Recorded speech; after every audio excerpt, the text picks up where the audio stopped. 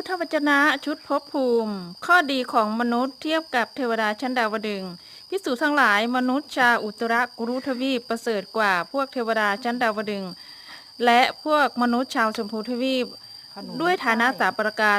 ารอย่างไรเล่าคือ 1. ไม่มีทุกข์ไม่มีความหวงแหนมีอายุที่แน่นอนภิกษุทั้งหลายมนุษย์ชาวอุตรกุรุทวีปประเสริฐกว่าพวกเทวดาชั้นดาวดึงส์และมนุษย์ชาวชมพูทวีปด้วยฐานะสามประการนี้แลภิกษุทั้งหลายมนุษย์ชาวชมพูทวีปประเสริฐกว่าพวกมนุษย์ชาวอุตรกุรุทวีปและพวกเทวดาชั้นดาวดึงส์สามประการอย่างไรเล่าคือเป็นผู้กล้าเป็นผู้มีสติเป็นผู้อยู่ประพฤติพรหมจรรย์อันเยี่ยมภิกษุทั้งหลายมนุษย์ชาวชมพูทวีปประเสริฐกว่ามนุษย์ชาวอุตรกุรุทวีปและพวกบรรดาเทวดาชั้นดาวดึงส์ด้วยฐานะสามประการนี้แล